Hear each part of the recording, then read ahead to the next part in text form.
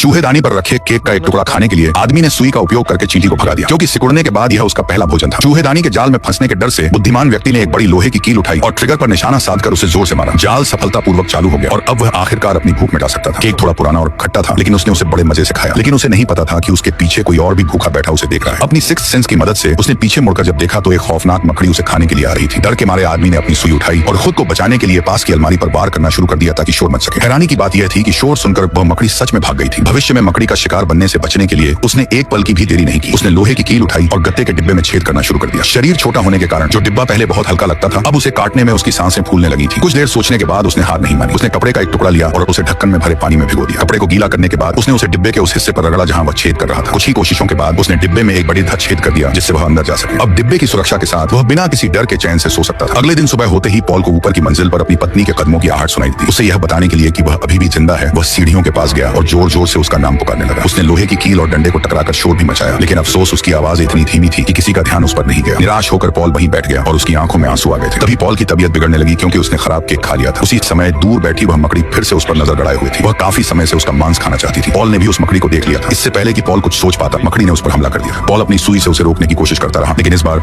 मकड़ी पीछे हटने को तैयार नहीं थी। पॉल ने वहां से भागने की कोशिश की, लेकिन अचानक उसका संतुलन बिगड़ा और वह गिर गया। उसके हाथ से उसका हथियार भी छूट गया था। मकड़ी धीरे धीरे उसके पास आई और उसे खाने के लिए अपना मुंह खोला। पॉल ने हार नहीं मानी और पास पड़ी एक लकड़ी की नुकीली छड़ उठाई और उसे मकड़ी के सिर में घुसा दी, जिससे अपनी जान पर खतरा महसूस करते ही मकड़ी ने पॉल को छोड़ दिया और पॉल की चीख और जख्म के डर से वह मकड़ी वहां से भाग गई थी। कुछ दिन और बीत गए। हालांकि मकड़ी दोबारा नहीं आई, लेकिन केक का वह टुकड़ा भी अब खत्म होने वाला था। अच्छी खबर यह थी कि तहखाने का दरवाजा फिर से खुला और कोई अंदर आया, लेकिन बुरी खबर यह थी कि वह व्यक्ति उसकी पत्नी नहीं बल्कि एक रियल एस्टेट एजेंट था। पॉल की पत्नी और बेटी पहले ही घर छोड़कर जा चुके थे। वह एजेंट पॉल की बेटी की सुनहरी मछली गोल्ड फिश लेने आया था। एजेंट के भारी कदमों की आवाज से पॉल का सिर फटने लगा था, लेकिन उसे एजेंट की बातों से पता चला कि उसका परिवार अब वहां नहीं रहता। एजेंट के जाने के बाद सब कुछ फिर से शांत हो गया। पॉल ने देखा कि उसकी बेटी की मछली जा चुकी है और उसके साथ ही उसकी आखिरी उम्मीद भी खत्म हो गई है। तभी एक मच्छर उड़कर उसके पास आया। दोनों के आकार की तुलना से पता चला कि पिछले कुछ दिनों में पॉल और भी छोटा हो गया था। जो खिलौना पहले उसके बराबर था, अब वह उसके लिए एक विशाल इमारत जैसा लग रहा था। उसे एहसास हुआ कि अब और इंतजार करने का कोई मतलब नहीं है, इसलिए उसने उस तहखाने से बाहर निकलने का फैसला किया। बाहर जाने का एकमात्र रास्ता ऊपर की वह खिड़की थी जो अभी भी खुली हुई थी, लेकिन वहां पहुंचने के लिए उसे उस भयानक मकड़ी के जाले से होकर गुजरना था। यह रास्ता बेहद खतरनाक था, फिर भी पॉल पीछे नहीं हटा। शुक्र है कि उसके छोटे शरीर ने उसे दीवारों पर चढ़ने की अद्भुत शक्ति दी थी। अपनी पूरी ताकत लगाकर पॉल अंततः शेल्फ के सबसे ऊपरी हिस्से तक पहुंच गया। उसने देखा कि दीवार और पाइप के बीच अभी भी काफी दूरी है। अगर वह कूदने में असफल रहा तो उसकी मौत निश्चित थी। बिना डरे एक गहरी सांस लेकर वह आगे की ओर कूदा। वह पत्थर की दीवार